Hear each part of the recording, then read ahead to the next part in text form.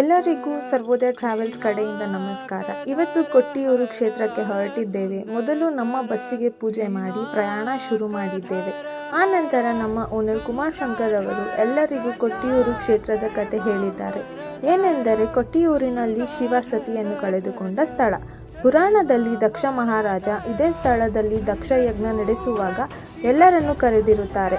ಆದರೆ ಪ್ರೇಮ ವಿವಾಹವಾದ ತನ್ನ ಮಗಳು ಸತಿಯನ್ನು ಹಾಗೂ ಶಿವನನ್ನು ಕರೆದಿರುವುದಿಲ್ಲ. ಆದರೂ ಸತಿ ಶಿವನ ಬಳಿ ಬಂದು ಯಾಗಕ್ಕೆ ಹೋಗುವುದಾಗಿ ಕೇಳುತ್ತಾಳೆ. ಅದಕ್ಕೆ ಶಿವನು, ಹೋಗಿ ಬಾ, ಆದರೆ ನಿನ್ನ ತಂದೆ ನಿನ್ನನ್ನು ಸ್ವಾಗತಿಸಿದರೆ ಮಾತ್ರ ನೀನು ಮರಳಿ ಬರಬೇಕೆಂದು ಹೇಳುತ್ತಾರೆ. ಆದರೆ ಸತಿ ಯಾಗಕ್ಕೆ ಹೋಗಿದಾಗ ಅವಳ ತಂದೆ ಸತಿಯನ್ನು ಸ್ವಾಗತಿಸದೆ ಅವಳಿಗೂ ಅವಳ ಗಂಡ ಶಿವನಿಗೂ ಬಹಳ ಅವಮಾನ ಮಾಡುತ್ತಾರೆ. ಮನನೊಂದ ಸತಿಯು ಯಾಗಕ್ಕೆ ಬಿದ್ದು ಪ್ರಾಣ ಕಳೆದುಕೊಳ್ಳುತ್ತಾರೆ. ಇದೇ ನಮ್ಮ ಕೊಟ್ಟಿಯೂರು ಕ್ಷೇತ್ರದ ಮಹಿಮೆ.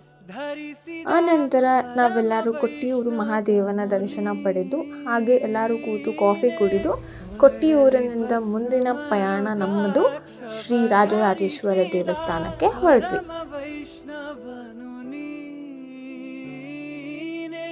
ಶ್ರೀ ರಾಜರಾಜೇಶ್ವರ ದೇವಸ್ಥಾನ, ಈ ದೇವಸ್ಥಾನ ಶಿವ ಮತ್ತು ಪಾರ್ವತಿಯ ದೇವಸ್ಥಾನವಾಗಿತ್ತು.